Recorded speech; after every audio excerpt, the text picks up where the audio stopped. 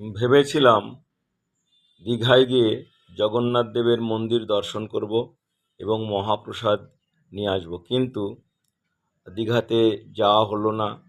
তো দেখুন, এই যে জগন্নাথ দেবের মহাপ্রসাদ, জগন্নাথ দেবের কৃপায় বাড়িতে বসেই এখানে ডিলারদের কল্যাণে, অর্থাৎ রেশন ডিলারদের কল্যাণে বাড়িতে বসেই এই জগন্নাথ দেবের মহাপ্রসাদ পেয়ে গেলাম। এই দেখুন, জগন্নাথ দেবের মহাপ্রসাদের মধ্যে এই যে একটা ল্যাংচা দেখতে পাচ্ছেন এবং একটা প্যারা দেখতে পাচ্ছেন।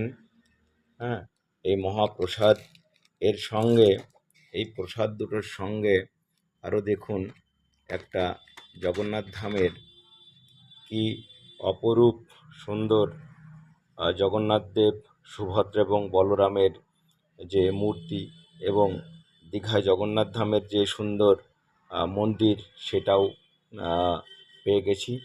তো সবাই বলুন জয় জগন্নাথ, জয় জগন্নাথ, জয় জগন্নাথ।